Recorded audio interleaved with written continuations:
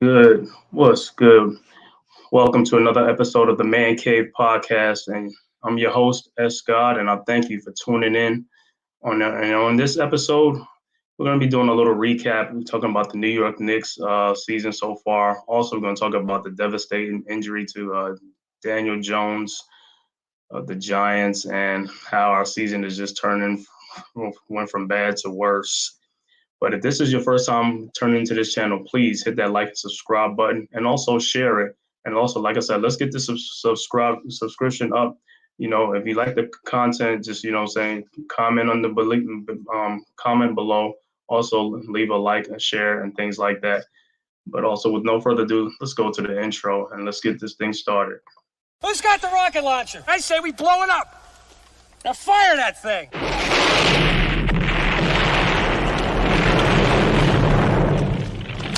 For the city of sports, playing with a giant Nick, with my man S. God. That's him. You feel the vibe? That's me. We going live. That's us. That like button shared, you been subscribed. Stadium. That MetLife, Big Blue, home of the Braves. Yeah. That turnpike, you can see that's where the games play.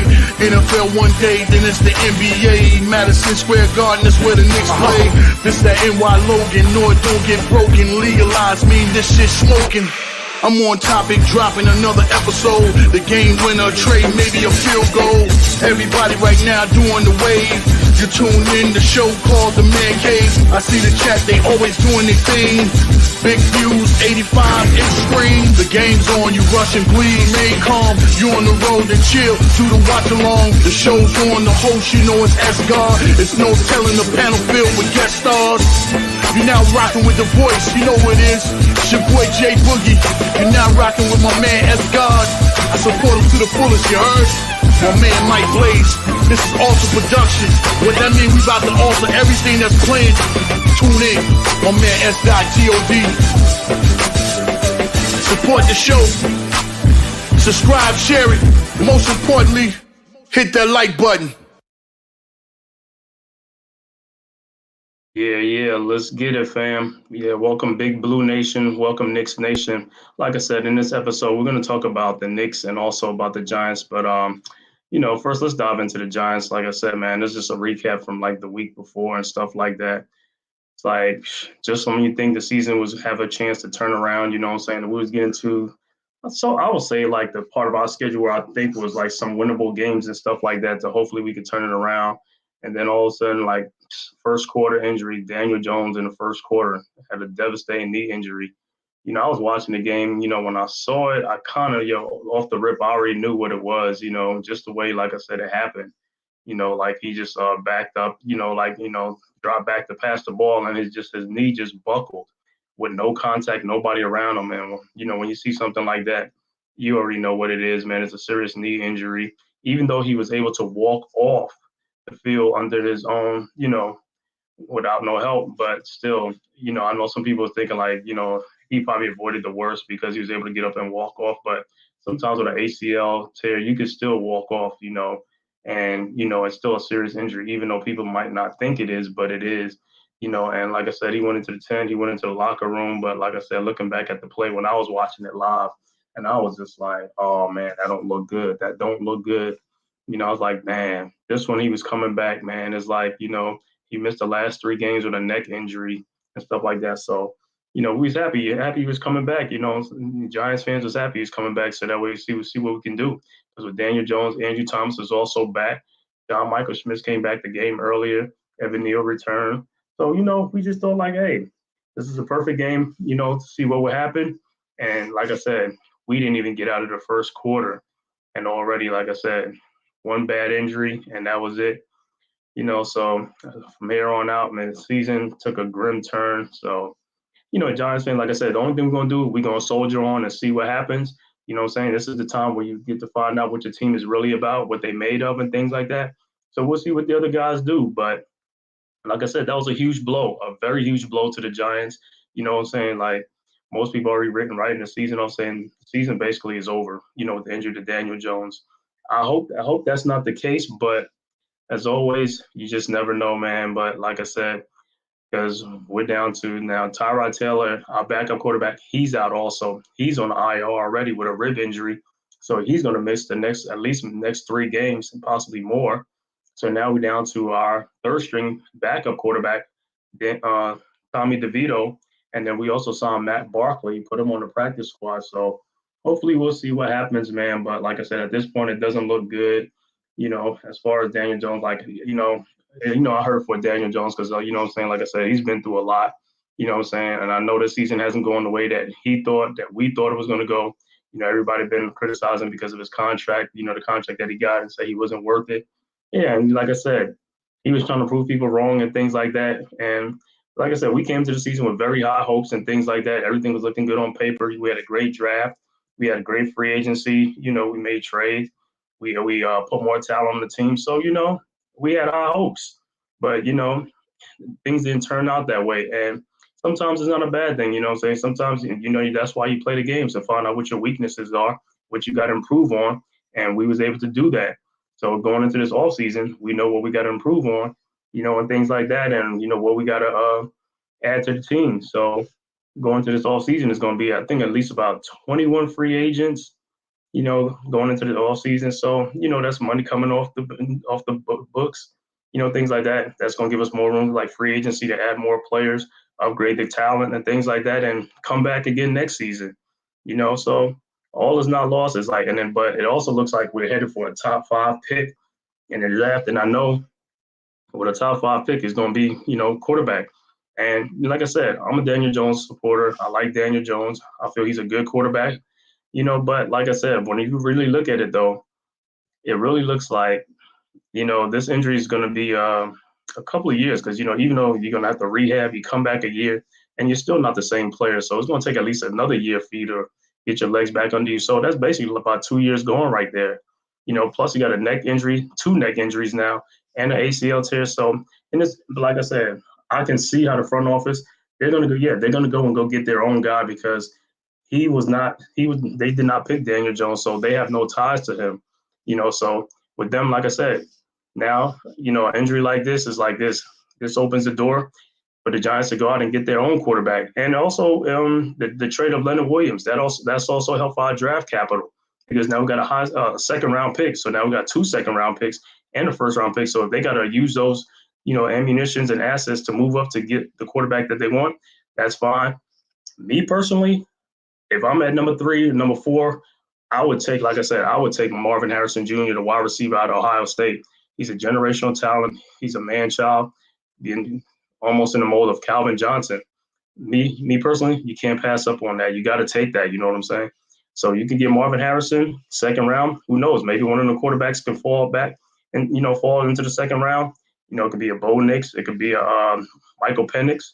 You take them. The other second round pick, you get another offensive lineman like a guard or something, one of the top guards. So you start plugging them holes on your team. And the draft is the cheapest way to go to do that, to upgrade the talent. So, like I said, you get those 3 like that in the first three rounds, first 2 rounds, and then you got a third round pick too. You can pick a linebacker, or you can pick another defensive tackle or an edge rusher, something like that, or who knows, maybe the top linebacker will still be available. This year's draft that just passed, I was at the draft actually in Kansas City, and I think what's name fell to like the 3rd round, and he was supposed to be a first round pick, Trenton Simpson, the linebacker from Clemson. So, draft time comes, things do happen. So that's the way we can go. But like I said, the season right now with Giants fans is like it's almost like I said, everybody's just like it's over, man. The season is over for us. So basically, everybody looking forward to the draft now, see what we can do. But like I said, going forward with a backup quarterback like Tommy DeVito, or even Matt Barkley to come in, like Giants fans ain't really like, hanging their hopes too high on things like that because, like I said, it looks like it's going to be a wasted season, a down season. And, so the poorer the record, the better the draft pick, the higher the draft pick for the talent level, to upgrade the talent level. And that's no problem. It happens, Sometimes you underestimate things. And like I said, coming to the season, the Giants as an organization, as a team, fan base, we felt real good. But like I said, coming to the season, we like grossly miscalculated our offensive line. The defensive line wasn't playing good in the first three games, and they turned it up. But the offensive line is starting to come together. But it's still, like I said, A lot of injuries on the line, so it's been a ragtag bunch most of the season. So, you're just going to take your lumps with it. But like I said, all season, you tackle free agency, see what's out there. Sometimes it's a good offensive lineman who's available on the market. You get one of those good offensive linemen, you draft another one, and there you go. You start building your line up. Because like I said, so far we got Andrew Thomas, we got John Michael Schmitz at center, and Evan Neal. Like I said, we get another tackle or something. We're going to kick him in the guard. If he can, if he can raise his level play as a guard, because right now the right tackle position is not working. And like I said, for Evan Neal, I hope the light turns on. Like I said, I mean, I don't ever want to see nobody like, you know, uh, how can I say, just be like an underachiever or something, or not, because they're gonna call him a bust because he's the seventh pick in the draft. Which, what I'm saying, I had high hopes for Evan Neal, but like I said, it hasn't turned out that way yet. But it's not too late. I mean, he's still a young guy, so we'll see what happens. But like I said, for him, like I said, his position, like I said, at this point, if it keeps happening like the way he's playing, like they're gonna eventually kick him into guard and see where it goes from there. But like I said, so far on the season, the Giants season, we're 2-7 on the season, and with games coming up against the Cowboys, the Commanders, and the Patriots before the bye week, it doesn't look too good. Then when we come off the bye, you still got to play the Eagles twice, and teams like that. So Saints. So it is what it is. Like I said, only thing we can do is just see what happens, see how these guys pick it, if they're gonna pick themselves up, instead of feeling sorry for themselves and see what type of fight they got, But so far, like I said, it's like the injury to Daniel Jones has been a big blow. But like I said, we'll see what happens. You'll see what if Tommy DeVito, if they don't let him pass the ball, things like that. Matt Barkley, see what he can do, but I'm not going to hang my hopes up on it. So basically, like I said, we'll just play out the season and see how it goes.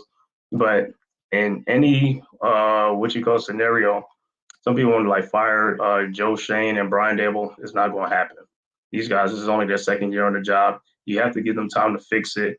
Yeah, I mean, they thought they fixed some of the problems, but they didn't. But that's why you go back to the drawing board. You got to keep trying. You can't just give up. So we'll see what happens. Like I said, they got time to fix it, and I got confidence in that. I think they're gonna get it. They're gonna get it right. So I'm not really worried about it. So we'll see what happens with the Giants in the season. But like I said, right now we're 2-7. We look like we're headed for a top 5 pick. Daniel Jones is done for the season with an ACL tear, so we're gonna be back to either our backup when Tyrod gets back or third string quarterback Tommy DeVito, and we'll see where it goes. But like I said, so we got the draft, we got the off season, free agency and things like that. And we'll see where it goes. Now, as far as with the Giants, well, the next game is against the Cowboys this Sunday in Dallas. And already we're like a 2 touchdown. I think it's like 15 and a half point underdog, which, like I said, I knew that was going to be, I knew it was going to be like that. So, things because we got whooped 40-0 on opening day of the NFL season. Plus, you're going there with a backup quarterback in Texas Stadium, so in Jerry's World. So we'll see what happens. Like I said, the Giants are 2-7. Like I said, the season looked like it's a lost season. So Giants fans are not too at this point where we're not too mad about it. It's like it's just hey, we're gonna go with a third string quarterback. And, we're going to put up as much as this fight as we can. If it works out, it works out. If it don't, it don't. I'm not giving up. But like I said, it's not up to the fans. It's up to the players to go out there and perform, do what they got to do, see if they got some fight in them, pick themselves up and stop feeling sorry for themselves and go out there and put up a fight. We'll see what happens and let the chips fall where they may. And so going over to the Knicks. Now the Knicks started the season. Next season is they're 3-4 on the season. They're coming off 2 losses in a row, and RJ Barrett. They just got RJ Barrett back for this last game against the Clippers, which the Knicks beat the Clippers 111-97 on the season. And in that game, that was the debut for the Clippers. Big four, their super team. With Russell Westbrook, James Harden, Paul George, and Kawhi Leonard. So they was coming there with the big four, so people didn't give the Knicks a chance to win this game because they didn't know if RJ Barrett was going to be back. And even if he was going to be back, people still felt like, you know, like the Clippers were, they was going to win this game anyway. But that's why they play the games. It was at Madison Square Garden. Knicks beat them 111-97. And in that game, RJ Barrett on his return had 26 points, 6 rebounds, 4 assists. He was very efficient, a very efficient game, 9 of 16. Julius Randle also had a good game, 27 points in this game. Brunson had not so much of a good game, but like I said, it's gonna be like that. You're gonna have games like that. But Brunson had 7.6 assists in this game. He's always the constant in this on this team for us. But Mitchell Robinson had a big, gigantic game. Mitchell Robinson had 13 points, 15 rebounds. And of those 15 rebounds, 9 of those rebounds were offensive rebounds. So Mitchell Robinson was a beast on the glass against the Clippers. They had no answer for him yesterday in the game. So like I said, the Knicks are 3-4 on the season. Really and truly, the Knicks have lost a couple of games that they should have won. Knicks could be 5-2 right now, or even 6-1 on the season. But that's how it goes sometimes. But can't cry over spilled milk. Like I said, we had a chances to win games. Like I said, we lost games. Like I said, some of it has been like self-inflicted with turnovers. Other ones have been free throw shooting. The free throw shooting was terrible, especially the first game against Boston, where we missed 12 free throws. You make like half those free throws, or even 8 of those free throws. That's a win. So those we just leaving money. We just leaving points, on the court. Can't have that. But at the end of the day, like I said, the season just started with the Knicks. They 3-4. They had the schedule has been tough. The first 7 games has been tough, but now they're going to be home for the next 2 games. They're going to be at home starting tomorrow against the San Antonio Spurs and the rookie sensation from the Spurs, Victor Wembanyama. And then on Sunday they'll play the Charlotte Hornets. Then the Knicks going to embark on a 5-game road trip, starting at Boston, and then they're going to go to Boston and Atlanta, and they got Minnesota on that trip. But like I said, 5 in a row. They're going to be away from them, 5 in a row at home. So like I said, we'll see what the Knicks were made of when they get on the road, those 5 games. Last couple seasons, Knicks have been playing. They play much better sometimes on the road than they play at home. So that should be good. Hopefully it is good. Like I said, everybody get back in sync. Barrett is back now, so that's another plus for us. When he's out of the lineup, that's like 20 points right there out of the lineup. So he's a big loss when he's not in the lineup. And for that matter, even Julius Randle or Jalen Brunson, so those are the big 3, on the Knicks. So you got them, when you got them in the game, and you're like, you have a chance to win the game. That's all we can ask for. And so far in the season, like I said, with the Knicks and Tom Thibodeau and stuff like that, the coaching and when the Knicks have been playing, like I said, so far I don't have no really complaints about how the Knicks have been playing. It's just some game or some core. Like I said, some of it is mostly self-inflicted. It's like a lot of poor shooting from the Knicks, free throw line, a lot of missed open jump shots, things like that. But like I said, the season just started, so they'll get it together. So I'm not worried about it. So this could be a good season for the Knicks. Like I said, if they stay healthy, they should come ready, be prepared, ready to play. Like I said, I feel good about their chances. This season, like I said, if they really step up, play the way I think they could play, they could be, like I said, a top 4 seed, even push to a 3 seed. But they could be a top 4 seed. It just depends on, if the big 3 is going to be counted on a game basis. If the bench can step up and play. And so far, the one player that I've really been excited about, like the way his play has been, IQ. I know coming to the season, he was supposed to sign an extension that he didn't sign. So now he's going to wait to the end of the season. And the way he's been playing, he looked like he want to get paid.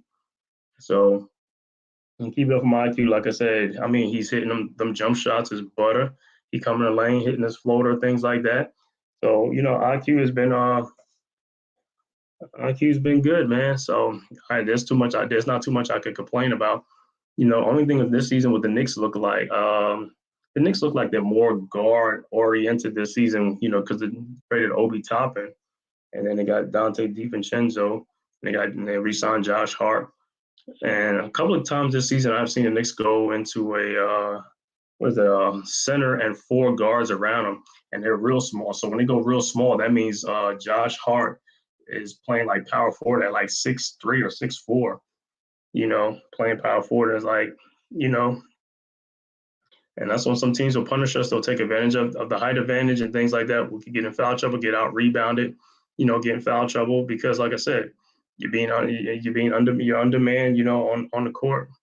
But sometimes that could also be a good thing. It could be like a quick, fast lineup, four guards out there so they can move the ball, uh, speed up the pace and things like that.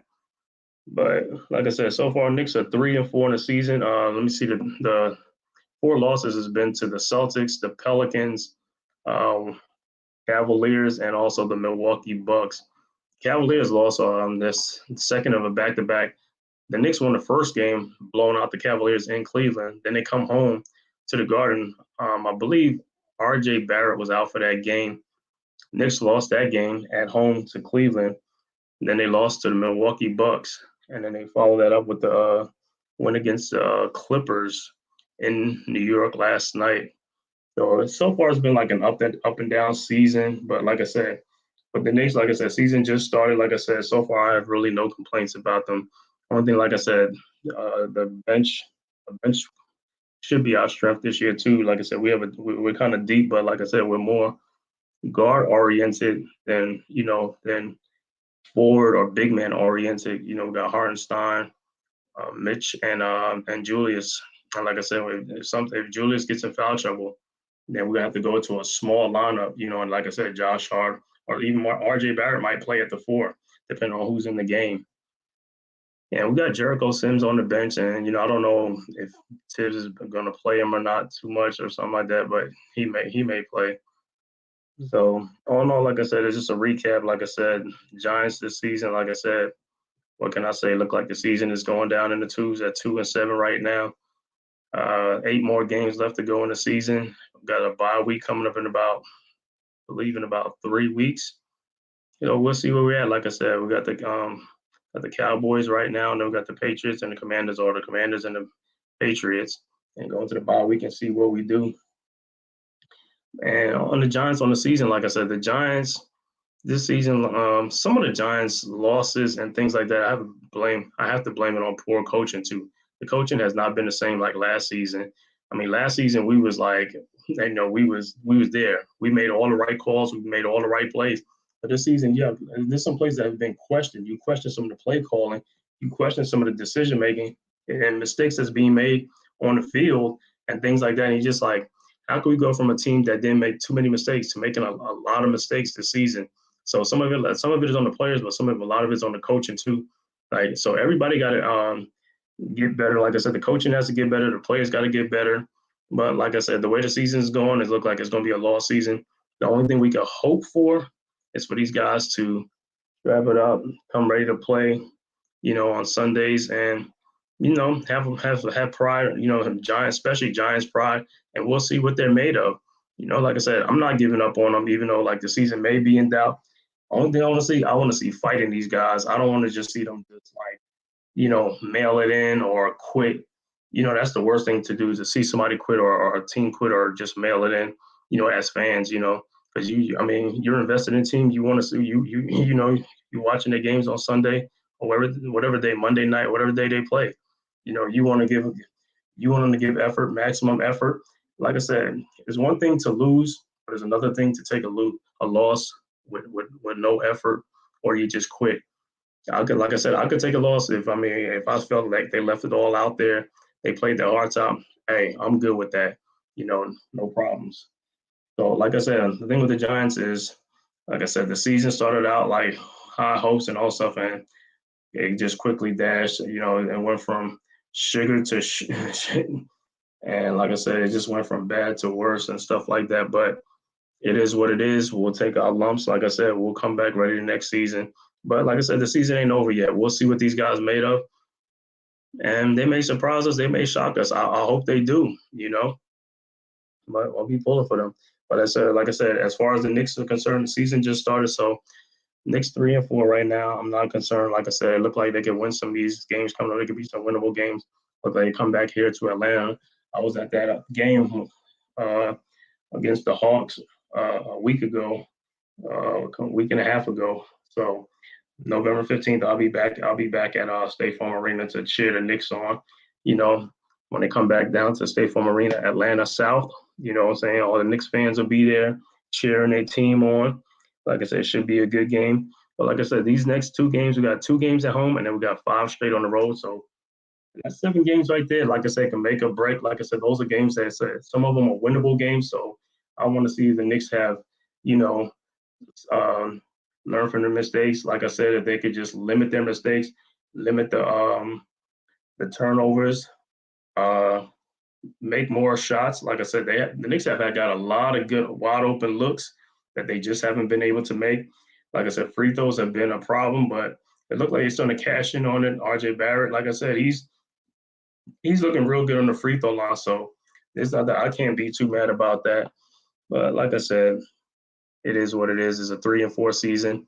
I don't have nothing to complain about. So far, they're looking good. They just got to keep doing what they're doing and represent the Knicks. Because like I said, right now, sports don't look too good right now. The Knicks with the Giants, the way the Giants play. The Jets have been doing good, like I said, up until last night, you know, but for the most part, the Jets been doing good. So you got to give them their props and stuff like that. So hopefully, like I said, these guys will pull it out, man, and get themselves together. But like I said, as far as the Knicks going this season, like I said, injuries is like the only thing that I kind of worry about, like, you know, saying to any of the big 3, Randall, Barrett, or Brunson. Because if those guys are all there, you know, then I feel good about our chances and things like that. You know, Randall makes better decisions and quicker decisions and don't hesitate. He should be good. RJ Barrett got to keep doing what he's doing. You know, settle for the mid-range shots, you know, go to the free throw line, you know, less 3-point shooting, you know, attack the basket like he always does. Just keep doing what you're doing. Go to your strength. Mitchell Robinson going to be in there like a beast, as always, on the boards, you know, controlling the paint, getting them rebounds like we need, you know. So, like I said, only thing with the Knicks, like I said, only thing gonna come down to it, except is like injuries. And then in the regular season, like during the season, you don't know what could happen, like what trades could be made. I know it was like, you know, everybody looking around and say, well, there ain't too many more trades to be made. Superstars already set on the teams that they're already on. It's like the Knicks need another star or another like impact player. And there's not too many out there. I think the only option they got would be like Donovan Mitchell, but that'll be more towards the end of the season. And if Cleveland feel like they can't re-sign him, then they may trade him. But like I said, the only place you want to go to is the Knicks. So if I'm the Knicks, I really don't offer too much. I just let them walk here. You know, if Cleveland, let the pressure be on them. Like, don't offer them nothing. You know, they can trade him somewhere else. Or wherever they trade him to, he's going to be a 1-year rental. He ain't going to re-sign. So if I'm the Knicks, I just sit tight and see what happens. You know, call it bluff. Call the Cavaliers bluff. You know, and everybody, I mean, it's open. It's not like it's a wide open secret. Like, you know, it's a known secret that Donovan Mitchell wants to play for the Knicks. So if I'm the Knicks, like I said, I'll offer nothing. Plus, you know, after the season, I think he only has 1 more year in his contract. I don't know if it's a player option or it's a team option, but after that, he'll have all the leverage. So if I'm the Knicks, I just sit tight. But anyway, thank you guys for vibing and tuning into another episode of the Man-Cave podcast. And I was just giving my update, you know, on the Giants and the Knicks, you know, season so far. And like I said, if this is your first time to my channel, please hit that like and subscribe button and also share it also. And also leave a comment down below about, you know, things I've talked about, if you agree with some of the things I said, or even leave a comment about what you feel about the Giants season so far, also about the Knicks and how you feel the Knicks season will be. So until next time, salute to the Giants Nation, salute the Knicks Nation, and we'll see you next time.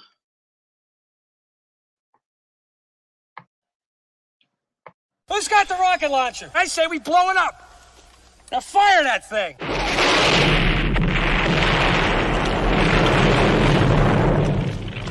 It's for the city of sports, playing with a giant Nick. With my man S. Dot Dog. That's him. You feel the vibe? That's me. We going live. That's us. That like button shared, you been subscribed. Stadium. That MetLife, Big Blue, home of the Braves. Yeah. That turnpike, you can see that's where the game's played. NFL one day, then it's the NBA. Madison Square Garden, that's where the Knicks play. This that NY Logan, no it don't get broken. Legalized, mean this shit smoking. I'm on topic, dropping another episode. The game winner, trade, maybe a field goal. Everybody right now doing the wave. You tune in the show called TheMan-Cave. I see the chat, they always doing their thing. Big views, 85 inch screen. The game's on, you rush and bleed. Remain calm, you on the road and chill. Do the watch along. The show's on, the host, you know it's S-God. It's no telling the panel filled with guest stars. You're now rocking with the voice, you know what it is. It's your boy J Boogie. You're now rocking with my man S-God. I support him to the fullest, you heard? My man Mike Blaze. This is Alter Productions. What that mean, we about to alter everything that's playing. Tune in. My man S.G.O.D. Support the show. Subscribe, share it. Most importantly, hit that like button.